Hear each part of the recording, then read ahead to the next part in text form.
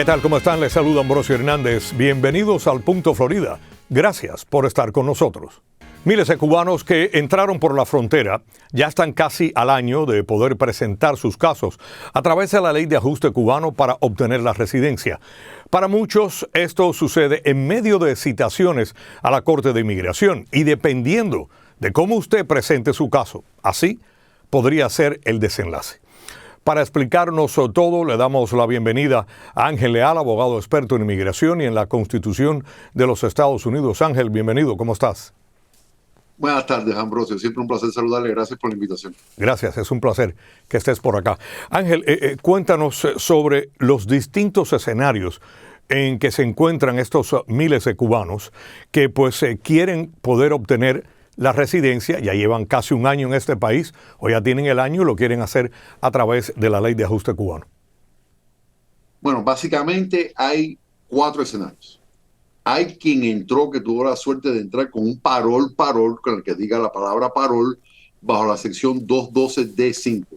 Esa es una persona, aunque haya sido un parol de 60 días, es una persona que debe de ajustar perfectamente bien al año y el día bajo la ley de ajuste cubano, sea a nivel de corte o fuera de corte con el servicio de inmigración, pero siempre pendiente de su proceso de corte para que no le firme una deportación en su ausencia. El segundo escenario es el de la I-220A, lo cual es una orden de libertad bajo palabra. Estamos argumentando de que cualquier libertad pendiente corte para un extranjero quien haya solicitado ser admitido al país debe de ser considerado para efectos legales un parol. Eso está en litigio. 2 jueces de inmigración han determinado que es así, otros jueces de inmigración lo ven de otra manera. Hay un caso que fue certificado al Tribunal de Apelaciones de Inmigración y por lo tanto estamos esperando esa decisión, pero mientras tanto lo estamos argumentando. El tercer escenario es quien haya sido liberado bajo fianza pendiente corte. Y el último escenario es el que llegó, por ejemplo, por mar, tocó tierra, que le han literalmente firmado una orden de deportación expedita que debe de pedir una entrevista de miedo creíble. Entonces, dependiendo del escenario bajo el cual la persona fue liberada de la custodia migratoria, eso en gran parte va a determinar el curso del caso. Lo cual me lleva a esta pregunta. De esos escenarios, ¿cuál sería el grupo más difícil de que cuando vaya a corte se le apruebe o no el caso?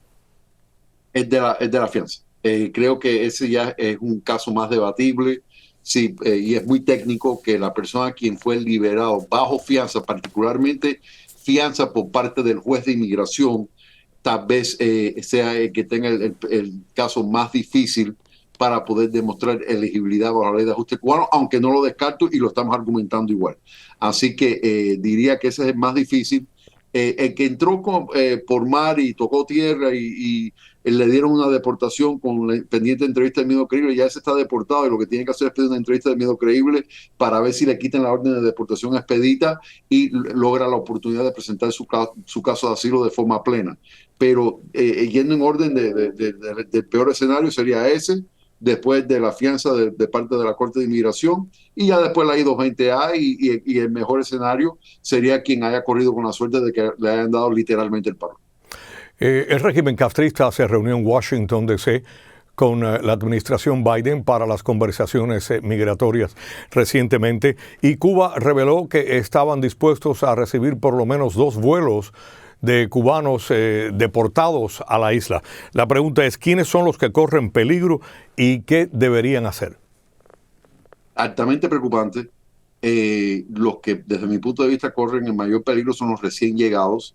Yo inclusive diría los que hayan llegado después del 12 de enero de 2017, cuando el acuerdo migratorio de Obama, que se suspendió cuando la administración del presidente Trump, y aunque no se haya retomado formalmente con estos diálogos, creo que es el último acuerdo migratorio que existe formalmente entre ambos países. Entonces creo que los recién llegados, los que, por ejemplo, tienen esas órdenes de deportación expedita, que no han pedido sus entrevistas de miedo creíble, esas son las personas que yo considero que corren el mayor peligro. También considero que personas del Mariel, que todavía existe una lista de personas que llegaron en el Mariel con deportación, que en algún momento Cuba estuvo de acuerdo en aceptar, pudieran correr peligro, y aquellas personas con órdenes de deportación que tengan delitos que pudieran ser considerados delitos graves para inmigración, también corrieron peligro. No creo que es el momento que ningún cubano con orden de deportación se confíe de que no puedan tratar de ejecutar la orden.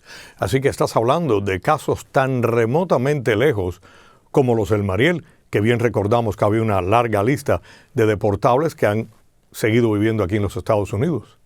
Sí, porque en teoría, en realidad, una persona que tiene una orden final de deportación es deportable. Lo único que ha impedido eso y el único motivo por el cual están con la I-220B, que es la orden de supervisión, es porque ICE no ha podido ejecutar la orden.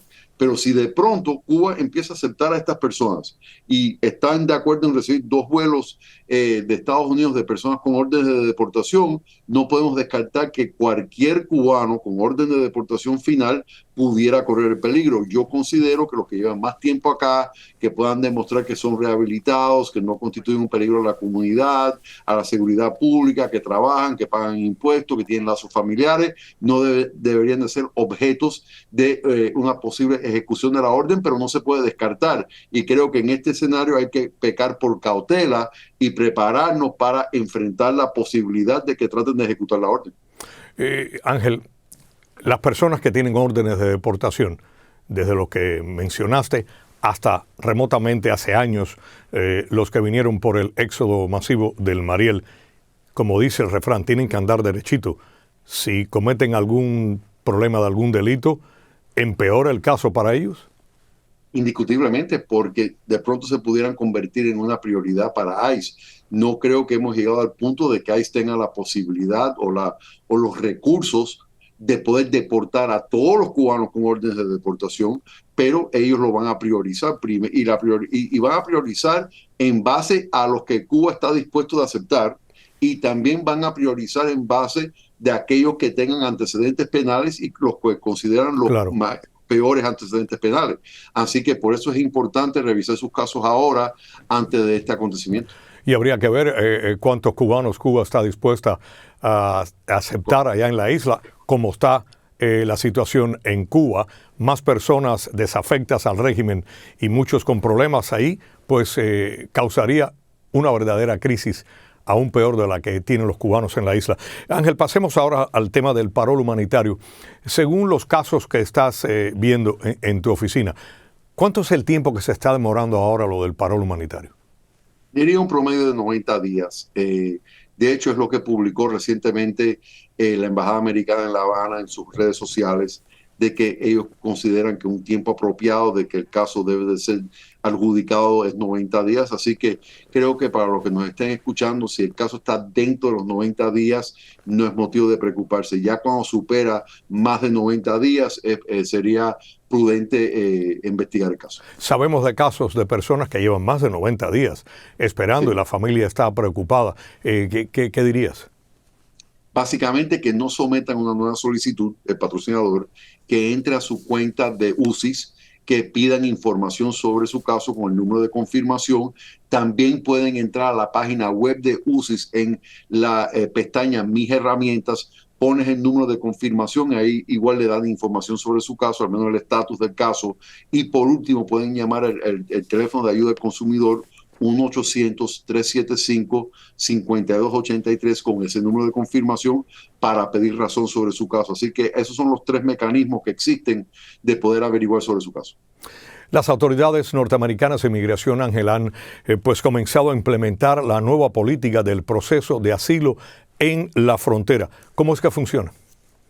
Básicamente es una reglamentación que entró en vigor el año pasado, que lo han ido implementando poco a poco, pero ya que nos acercamos que quiten el uso del título 42 con el fin de la emergencia de salud pública por COVID-19, lo van a implementar de forma más generalizada. Y a la pregunta concretamente, el que llega a la frontera con cita previa para pedir asilo, cita previa a través de la aplicación móvil CBP One, primero le van a hacer una entrevista de miedo creíble en un transcurso de 72 horas.